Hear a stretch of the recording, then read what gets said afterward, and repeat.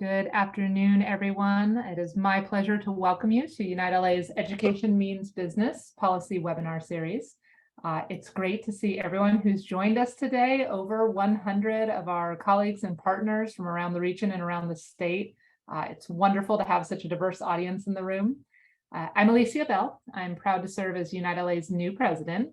And before we welcome our distinguished speaker and dive into today's conversation, I have a few thank yous I would like to do.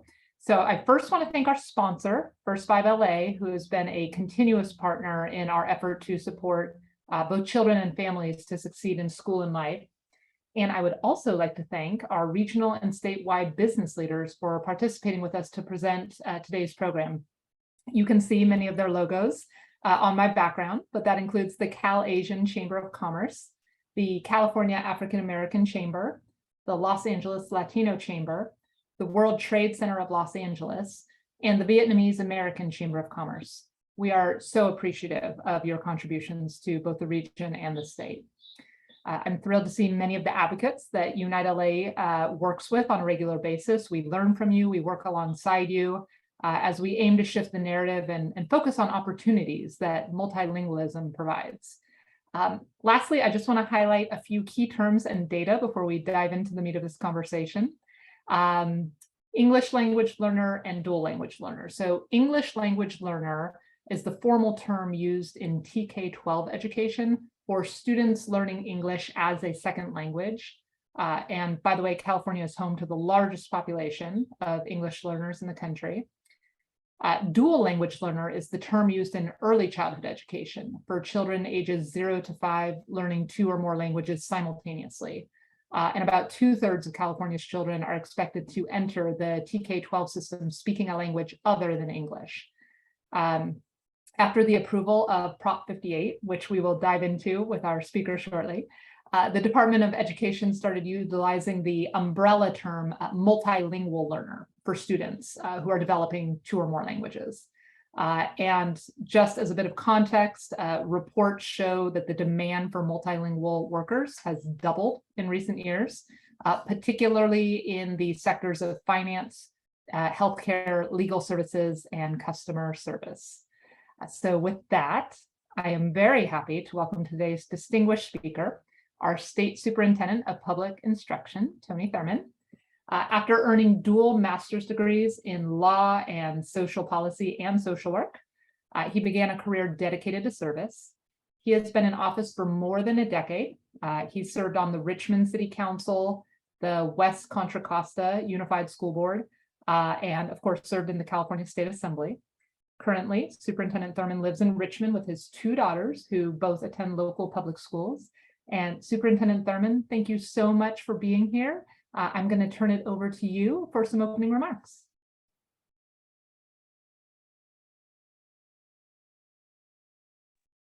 Alicia, thank you. And thank you everyone at Unite LA for this opportunity. And to your participants, thank you for your interest in talking about how we create a more bilingual workforce.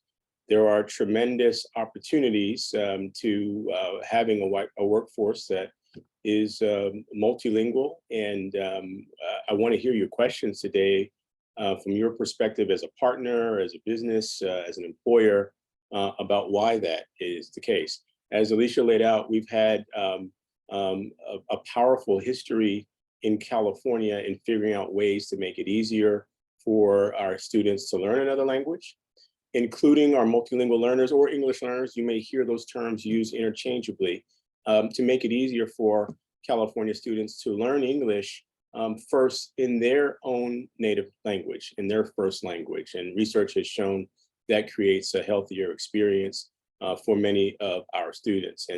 And so you'll hear me talk about programs that we have to help students become reclassified in our school district.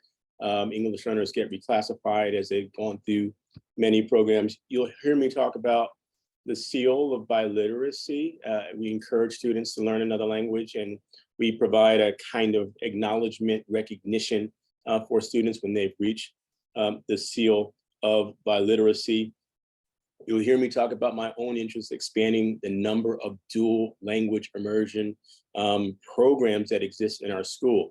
In just about any school district in any city, you can find a school where students are learning another language. More times than not, it's Spanish. Many times it's Mandarin. There are many languages that are offered.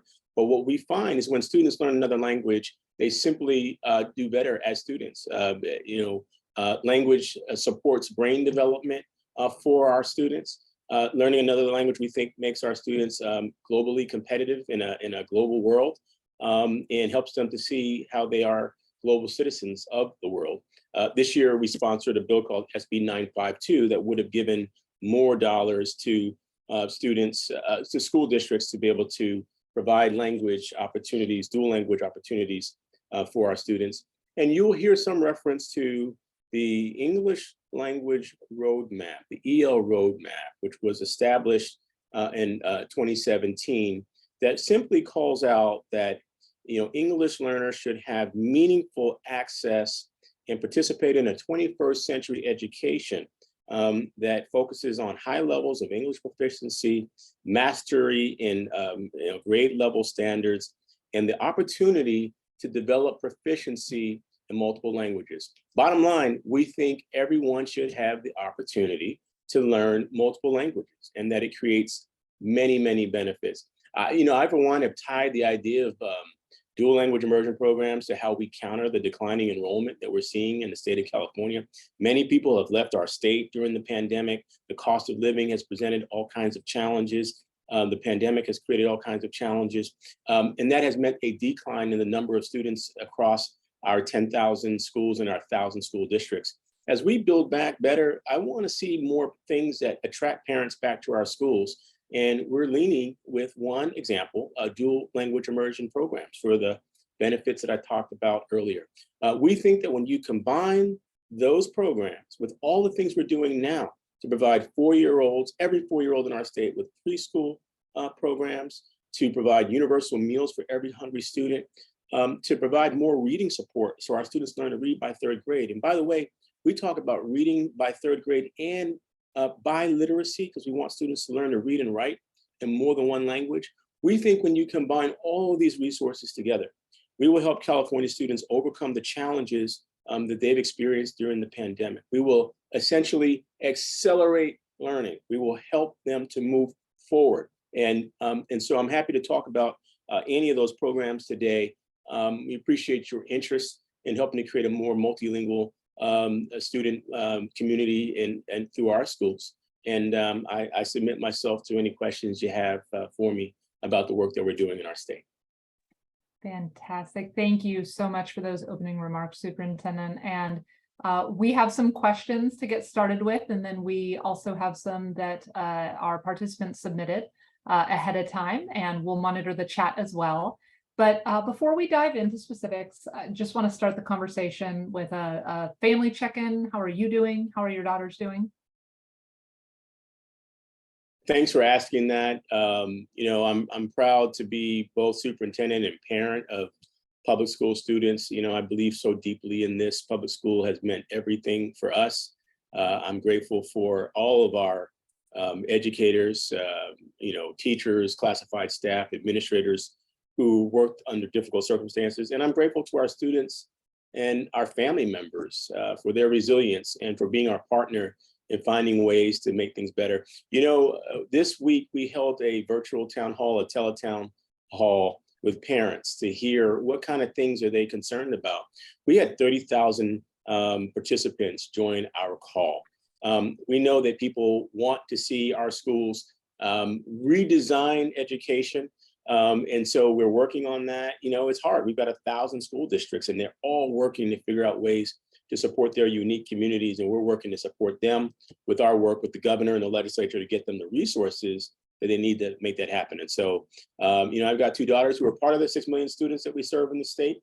And I'm grateful for your asking that question. We work through the ups and downs and the bumps that everyone is working through. But I have a real belief that we're going to build an education system that's better than what we had before. We will address inequities that have existed. It is unbelievable that we started this pandemic where there were 1 million students without access to computers and access to high-speed internet. We had to do a lot of work, but fast forward now, we have $6 billion that we've secured to have broadband all across the state. We've secured enough resources to help us recruit 10,000 counselors to work in our schools. And for anyone who's listening, who's interested, if you want to become a school counselor, we've got $20,000 scholarship available for you. And if you want to become a teacher, we've got a $20,000 scholarship available for you. And so we have a lot of work to do, but we are rebuilding California education. And I'm hopeful that what we build will be better than what we've had before. Well, thank you for that. And one more kind of looking backwards question before we dive into specifics, but I did a very high-level summary of your bio. Can you tell participants on today's webinar just a little bit more about your journey to becoming state superintendent and how your experience shaped your views on education and multilingualism? I have to thank my grandparents for being in the position that I'm in today, because my grandparents were immigrants and they made sacrifices to create a better life for our family. And when I think about the sacrifices of my extended family, I don't think I'd have the opportunity to serve in this position. My grandparents immigrated here from Colombia and Jamaica and to Panama and then into the United States. My father was a Vietnam vet who I didn't meet until I found him on the internet, more than a decade ago. And so my family had to rely on all kinds of public programs to overcome poverty. And, and it's been difficult, but my story has been one that I hope students can relate to, that education creates a way to overcome humble beginnings. And my mom, who was a teacher, was very sick and passed away when I was 6. She lost her battle to cancer. And so that meant I got raised by a cousin who I never met till I showed up on her doorstep. Someone who was also an immigrant from Panama, someone who didn't have a formal education, but wanted a better dream for her kids. And she insisted on us getting the best of public education. And that changed things. And even though life for me meant using public programs like the free lunch program and public assistance and, getting government cheese. I've joked that we ate so much government cheese that I thought that the letters USDA were a brand name. These are programs to help my family overcome poverty. Public education is the #1 program to help my family overcome poverty. And, growing up in a family of Spanish speakers who never spoke Spanish in my household, probably because the kind of pushback that they experienced as immigrants, I had to take 5 years of schooling to learn any Spanish. And I'm grateful that now we have an environment that embraces, a multilingual community, that the ability to speak more than one language is a gift and a talent, rather than something to be scrutinized. And so as I look at my own experience, I'm hopeful that we can help students overcome the trauma of the pandemic, that they can heal with those 10,000 counselors, that they can experience learning recovery through all of the tutoring programs that will be put together for them, universal meals. We have meals for every hungry student, and then that they can thrive and be healthy towards the future. And part of that is being able to learn another language or learning computer science or learning the things that will become tools to help them going forward. Thank you so much for sharing that personal background, Superintendent.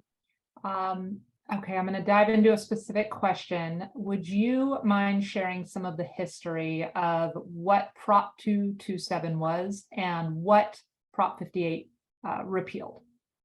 Well, Prop 2, in short, Prop 227 sort of created an English-only culture and says that folks should have to, the way you learn English is to, I don't know how else to say it, but sort of a cold turkey approach, that you couldn't learn in your native language. It was English only.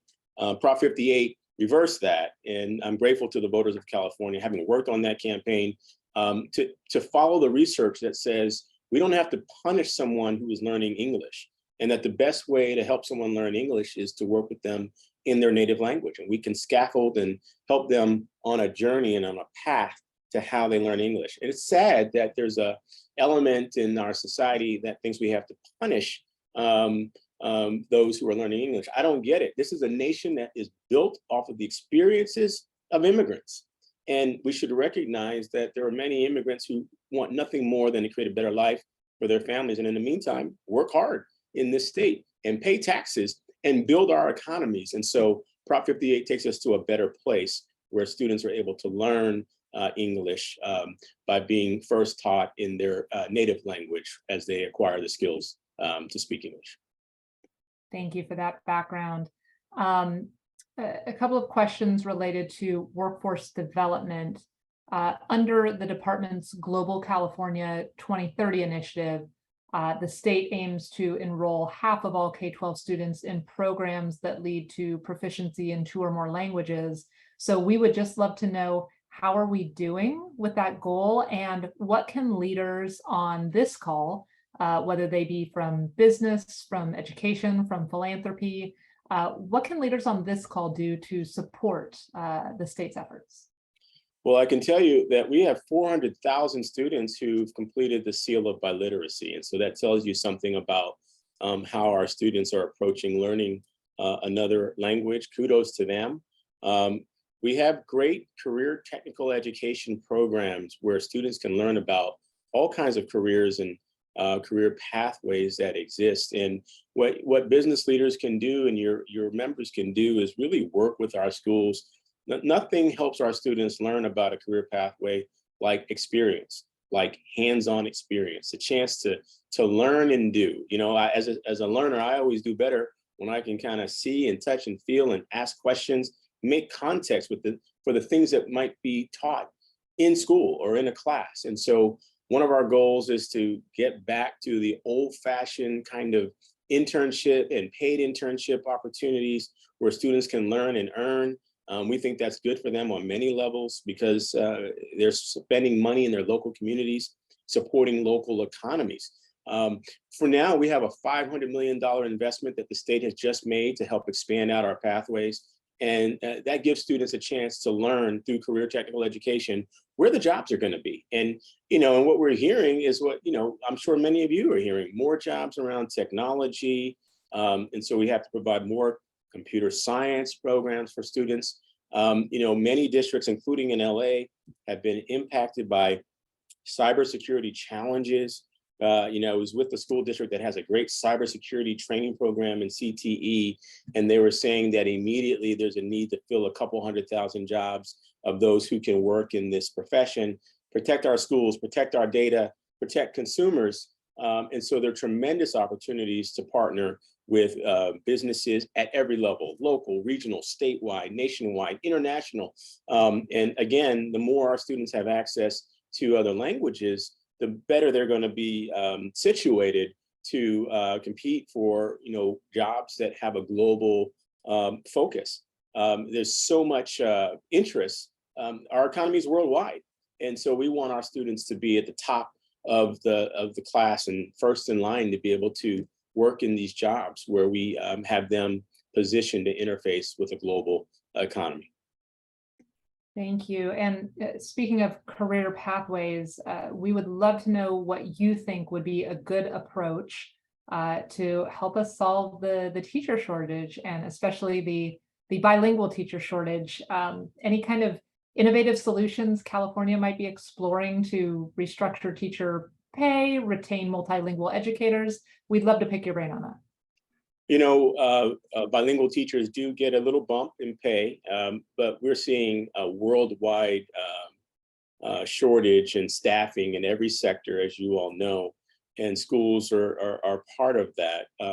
Schools in every part of our country are experiencing a challenge in recruiting teachers, bus drivers, and classified staff. We're seeing high rates of retirement amongst the teaching ranks and the superintendent ranks. And so we have to build out a pathway to create more teachers. And that's why we've created the Golden State Scholar Program, where $20,000 scholarship to help someone get their credential. We want to build some grow your own programs where we can recruit, build the pathway to help us recruit future teachers from the communities that we work in. Nothing is better than when the teacher has a connection to that local community. Those teachers do so well in helping students to have success academically. And we are building out a statewide public service awareness campaign to remind people that this is an incredible profession. We're essentially making a call to action for those to join the teaching ranks in our state and the educator ranks in our state. And then to look for the places where we can build out the pathway. We have many who work in after school programs who can become teachers. We have many classified staff who are great educators, and we have a scholarship for those who want to go from being a classified staff member, a bus driver, or someone who works with meals, or who's a one-to-one aide, to become a teacher. They may study in the evening while they're working in a school. We have a tutor corps where Governor Newsom and I next week will be making a formal announcement and a swearing-in ceremony for what will be 7,500 tutors, college-level tutors all across the state, who will work with students in our pre-K through 12 system. And I look at that tutor corps, as I call it, these are our future teachers. And so the work ahead of us is difficult because teachers have had to deal with very difficult work circumstances, even before the pandemic, that has been worsened by the pandemic. Working conditions have been tough. We have to do a better job of paying teachers. There's no way to get around that. We have to pay teachers better, and we have to address housing affordability for teachers and classified staff and nurses and first responders, because we lose so many of these folks. And, I've been working on programs over the years to build housing for teachers. And people always say, why do you do that? They say, teachers don't want their principals to be their landlords. And it's not like that. School districts have vacant land.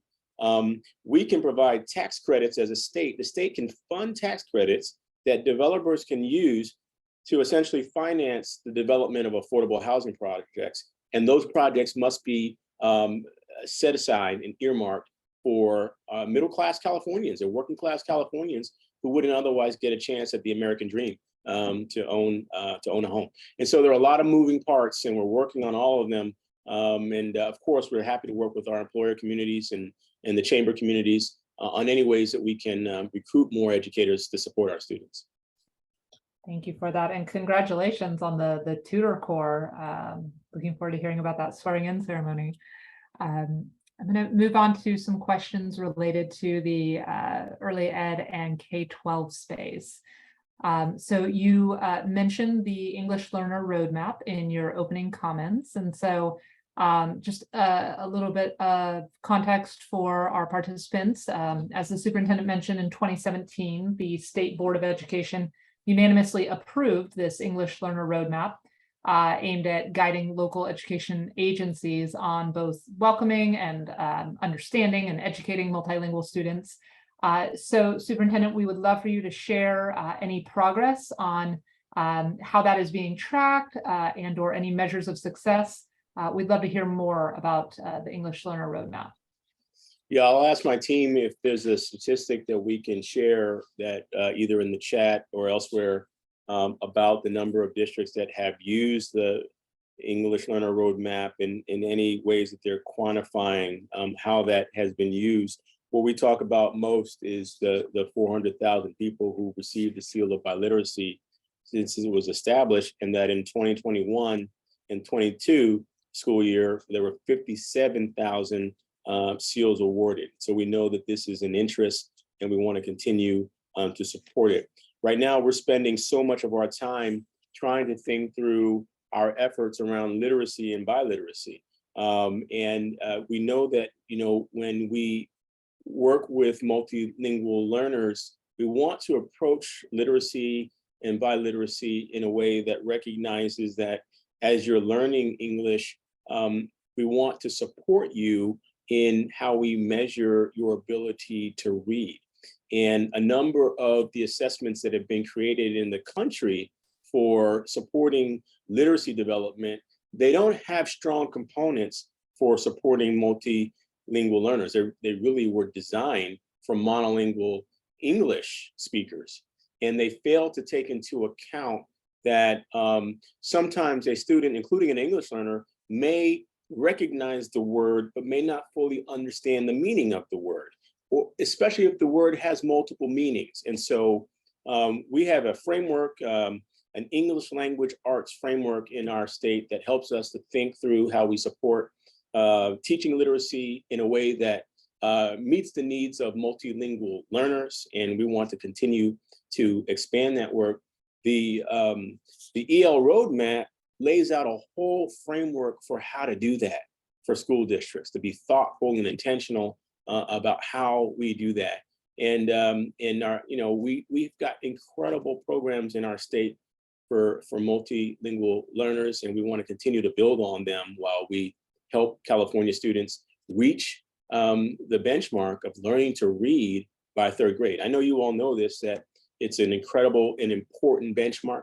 When kids learn to read by 3rd grade, they're more likely to graduate. Unfortunately, when they don't learn to read by 3rd grade, they're more likely to drop out of school, and it puts them at risk for ending up in the criminal justice system. We want to flip that narrative so that we're focused on educating, not incarcerating our kids, and ensuring that all students learn to read. I've made a pledge, Alicia, that any student who's entered kindergarten this year, we're going to work with them to ensure that they can read within the next 4 years by 2026. Having access to the $250 million for reading coaches and specialists will be a big part of that. Just this year, our legislature has rolled out, millions for all kinds of professional learning to support teaching of reading and how new teachers learn to teach reading. We have to continue to expand what we do around supporting bilingual educators. And as I note from one of the comments in the chat from one of your participants, they're right. We have to build a broader workforce of bilingual educators who can continue to teach both English learners and for those who are learning another language. We got a lot to do, but we've got our sleeves rolled up and we're moving. And it's great having a framework like the EL roadmap to help guide that work. Absolutely. Thank you. And, you've touched on the state seal of biliteracy a bit, which, of course, such a great milestone in recognizing students' proficiency in 2+ languages. I wonder if you can maybe just add another layer of detail and share a little more about what it takes to earn this seal, and perhaps how employers can leverage the talent of those who earn this seal. I'm wondering if the employers in your network have articulated specific desires around having a workforce that is multilingual. I don't know how much employers know about the state seal. I think it certainly is something that students who are applying to college are able to position. They've met language requirements, but they've gone beyond the language requirements that are required to enter a UC or a CSU. They've mastered proficiency. It's essentially saying that they've mastered proficiency in language, and it's incredible what we see. My desire is to actually make that available to more students and to make more students aware of it, but we need more educators, bilingual educators who can provide it. And so I'd be interested if there's a way for us to synchronize with any interest from your employers about what they're looking for as it relates to candidates who have the ability to speak more than one language. Our schools have to sync what we teach with what employers need and are looking for. And I'll be honest that sometimes there's a bit of a disconnect between those things because it takes a while to build out a new curriculum. And I'll use as a parallel, a few years ago, we were working on a statewide computer science standards and curricula. And, there was a time when, because of fiscal concerns in the state, the work group that was doing that work got paused. And what I said to our partners was, if we allow there to be any delay in that work, we will fall behind the trends in the field in terms of where employers are going, where businesses are going. And so, we do need your members to work with us in our schools as our schools are designing curricula and training so that what we do keeps pace with what's happening in the work world. And so we're preparing people who are coming out ready for the world of work. Thank you for that invitation, and we would be happy to lean in and continue that that dialogue. I am going to just ask a couple of your thoughts on the current budget, and then we will pivot to some Q&A that our participants have submitted. So the governor, of course, signed a $308 billion state budget for the current fiscal year. And certainly it represents another historic investment in public education. So we wanted to ask you, Superintendent, what are you most excited about in this year's budget? I'm excited about a few things. One, in that budget, there is a provision for $8 billion of discretionary spending to go to school districts that they can use, I think, first and foremost, to address, learning recovery for our students. It's a significant investment. I'm grateful that the budget contains another $3.5 billion block grant that focuses on things like arts, but there's a provision in that block grant to focus on financial literacy. I think that financial literacy is a special opportunity for California students. We've been putting on webinars to talk about personal finance. California's does not have a requirement for graduation for financial literacy yet. But we think that California should follow suit of other states and create one because this means that our students will graduate with better knowledge about how to advocate for themselves in the future, how to have less debt.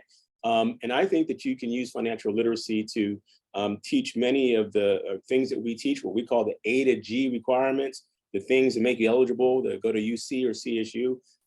We're seeing that you can use financial literacy to teach aspects of mathematics and to make it more engaging for many of our students. And so I'm grateful for our partnership. Not only are we making $3.5 billion of state money available to our schools, but through a partnership, we are now able to help 1,000 teachers get a stipend to go through professional development and how to teach personal finance and aspects of financial literacy.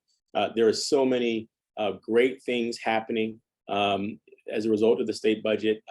Again, we fully funded preschool for every 4-year-old, universal meals for every hungry student, a program called Community Schools, which has wraparound supports, health, mental health, and other types of supports for California students.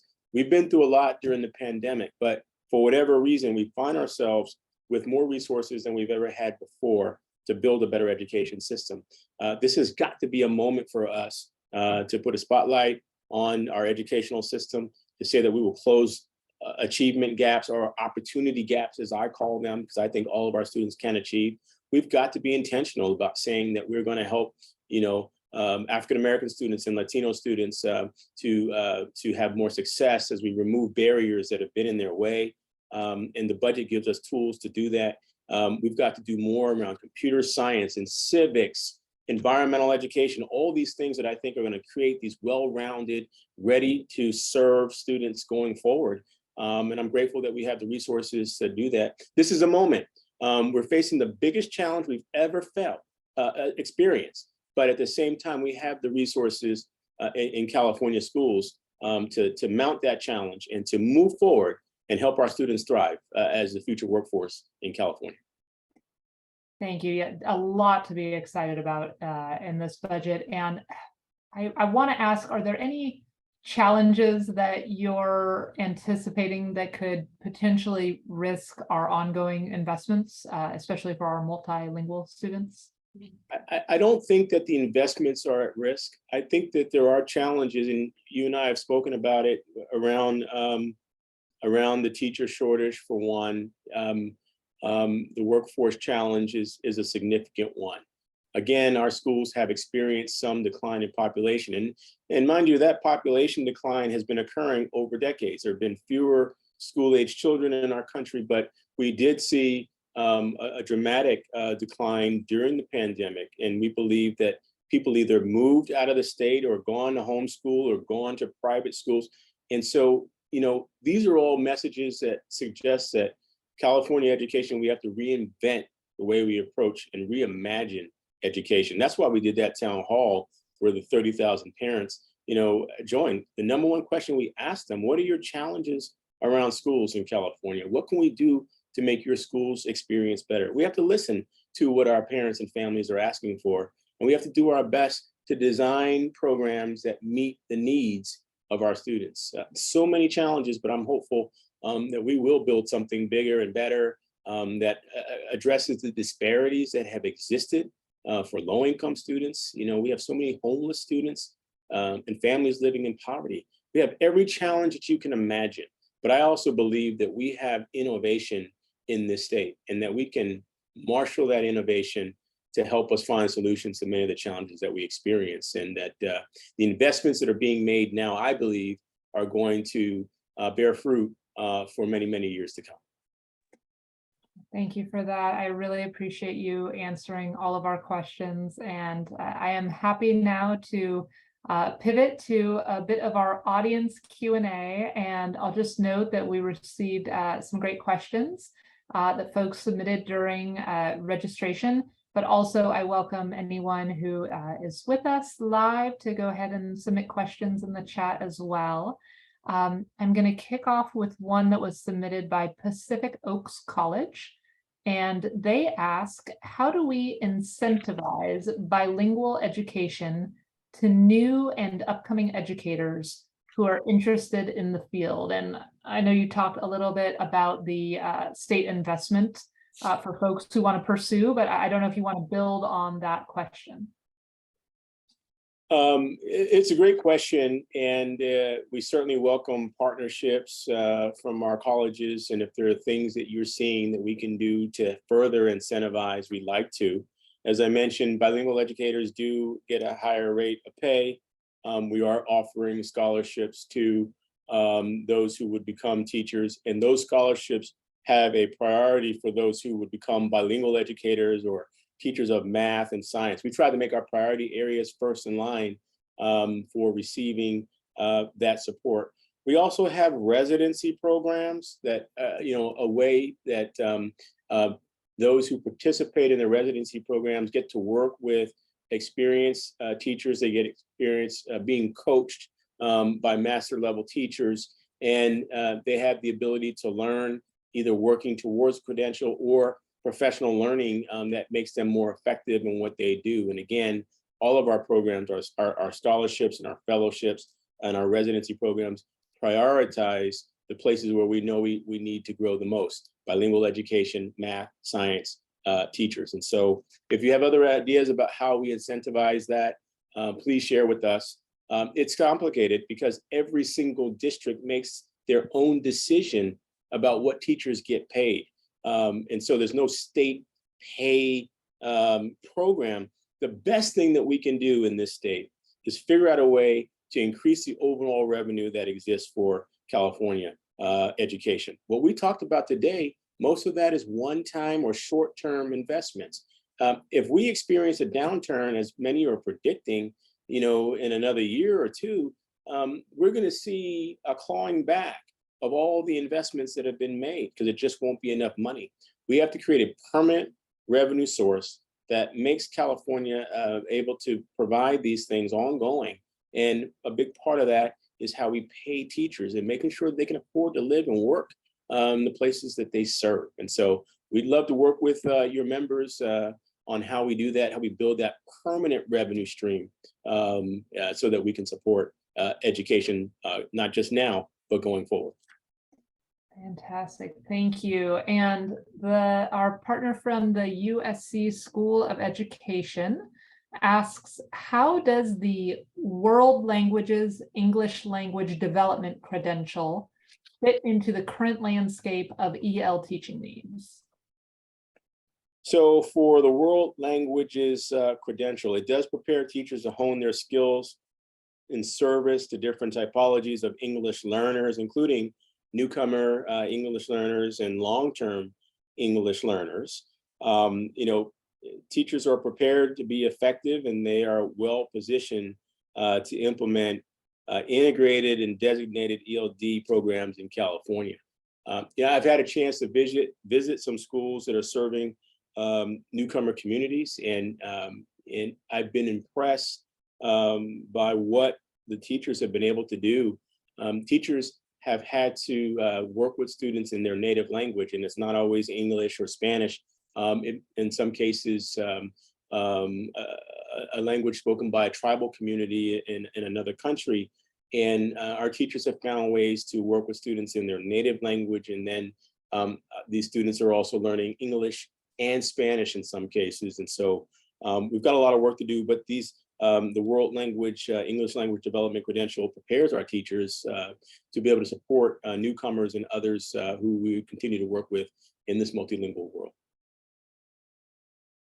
Thank you. And we have one from our partners and our sponsor, First 5 LA. As the young dual language population continues to grow statewide, what are some ways CDE is working with local schools to foster and embrace multilingualism once young children enter kindergarten? Again, that's from First 5 LA. Well, we'd be happy to work with First 5 LA, and we've had an incredible partnership with groups like CABE, the California Association for Bilingual Education. They've worked with us in much of our outreach programs, and we'd be happy to work with First 5. Again, we are promoting literacy and biliteracy as a strategy, and we feel that many districts are reaching back to say, how can we support multilingual learners? We do have a multilingual learner support division that supports multilingual learners and schools that are engaged in migrant education, and we'd like to be helpful in Los Angeles and in other parts of the state where we can. We believe that there is a high value for dual language immersion programs. The funding levels need to catch up with the level of interest that we've seen in the state. And this year, there were new allocations in the budget to support dual language immersion programs. We need to see more, and we'd be happy to work with First 5 and others. We thank First 5 statewide for their partnership, and in LA. We are very focused on what we do in early education. And there's a braiding of what we're trying to do right now with universal transitional kindergarten and multilingual education. We certainly need to have more bilingual educators, more training and professional learning. We'd be happy to work with First 5 LA and all the things that we can do in this area. Great. And I know we have time for one or two more. So I have one question, and then if any more pop up in the chat, I think we'll have time. But let me ask you this. So 55% of students who earn a teaching credential at a CSU begin their path at a community college. Can you talk to us about how CDE works with these institutions to support these pathways that will help produce the multilingual teacher workforce that California needs? A lot of our work has been in partnership with the Commission on Teacher Credentialing. They do the heavy lifting as it relates to preparing teacher candidates and working with our institutions of higher education in our teacher programs. And where we can be, I think, very helpful is in our work with the career technical education pathways and how we help young people and students think about becoming a teacher and becoming a bilingual educator. Making those pathway opportunities available to them. And so we'd like to work very closely with those who are interested in building out this workforce. It's an exciting opportunity. We hope that some of you will join us in our statewide public service announcement campaign. We don't have a single recruiter at the California Department of Education, but we see how hard our 1,000 districts, including our partners in Los Angeles County, are working to try and recruit new staff and bilingual educators, and we want to work with you. And so we've essentially worked with our foundation community to get resources to create a statewide recruitment campaign, a public service announcement campaign from the voices of teachers who say, this is a noble profession, we need you, we want you, this is why you should do it. Where we can lean in the most is in our work with the career technical education programs to help establish the pathway of teachers and bilingual educators. And we'd be happy to work with our institutions of higher education. And I should just say thank you to all of our community colleges who are providing all of these teachers for us. And, we have to support our community colleges with better funding and our state schools with better funding. Our community colleges, our public community colleges and our public four-year institutions, by and large, their only funding source is what they get from the California legislature. And while they've been generous, it's been difficult to have funding keep pace with the rising costs of providing education and not increasing tuition on our students. And so we need to, as a system, find ways to provide more funding for our community college systems, for our CSUs, our UCs, and our private institutions of higher education in California, who are our partners as well in teacher preparation programs. Our whole system needs additional supports. We've got great people doing great things. I want to thank the person who sent in the question, and certainly thank our community colleges for all you're doing to help us prepare bilingual educators. Perfect. And we received one last question, which is perfect timing. How is the California Department of Education thinking about curriculum and updating it so that it's more inclusive of and engaging for multilingual learners, and so that they see themselves in the curriculum that is taught? I would say the biggest step that has been made in the last few years, and it does unfortunately take a few years for curricula to get established, but the biggest step is in creating the ethnic studies graduation requirement. You now have a way to immediately help, as you say, students see themselves in the curricula, meaning that students, African-American students, Latino students, Native American students, and students from Asian American and Pacific Islander backgrounds will begin to see themselves in the contributions of their ancestors to make California a great state in this great nation. But what's beautiful about this is that programs like ethnic studies not only have that benefit for students of color, they actually create an academic benefit for all students. Research and data shows that when students have access to ethnic studies, that all students do better academically. And so the California Department of Education has established a model ethnic studies curriculum guide. The State Board of Education has approved it, and individual school districts now are doing the work to create their own local curricula for how they will teach ethnic studies. And so this is just one example. We have to continue to build to help our students see themselves in what we teach. And that is a powerful lesson. I'll be honest, there are some political forces that are pushing back on our ability to have these conversations. But at the California Department of Education, we continue to make it clear, we will advocate for students of color. We will advocate for ethnic studies. We will advocate for supporting LGBTQ+ students. We will advocate for books not being banned and for being able to talk about the kinds of historical injustices that have taken place, because if nothing else, they help us to prevent those things from happening again. And so as someone who has a chance to lead those programs, who has a chance to promote things like Holocaust education so that we can say, never again will we see the kinds of acts of hate that have occurred in our history, the California Department of Education will continue to advocate for these things and partner with those who want to ensure that we celebrate the diversity of our students and to recognize that our students make up a very diverse student body. And that is a strength that will show us and lead us the way on how California continues to provide global leaders and thinkers of the world going forward. Thank you. Thank you for that. And thank you for all of your time today. We are right on time. And I just want to offer, if there are any closing remarks or calls to action for the audience, or any final parting words you would like to share with the participants today. Just thanks. Gratitude, Alicia, for the opportunity to have this conversation. I'm grateful that your members are interested in multilingual education. And I hope that they will share with you and with us how we can tailor California education to prepare students for what they are looking for as employers.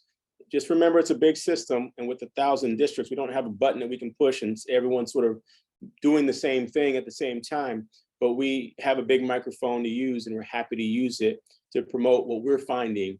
And employers are willing to work with us on how we create more paid internships and career pathway opportunities for students to learn what's real in the world of work and where the trends are heading, we would love to work together to align training for students and educators on how to get there.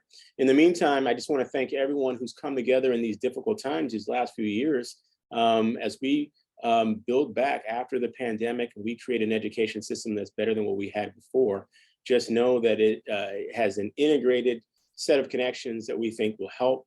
Bilingual education is a big part of that. Our literacy and biliteracy, preschool for every 4-year-old in our state, universal meals, and counselors who can help our students heal from the trauma of the pandemic. We are looking at all the big questions affecting our schools. We're open to your partnership, and together we will create a better day for everyone in our state. Thank you. Thank you so much, Superintendent, for being here with us today and for your leadership. Thank you again to our sponsor, First 5 LA, and all of our regional and statewide business leaders, and to everyone for joining us today for this conversation.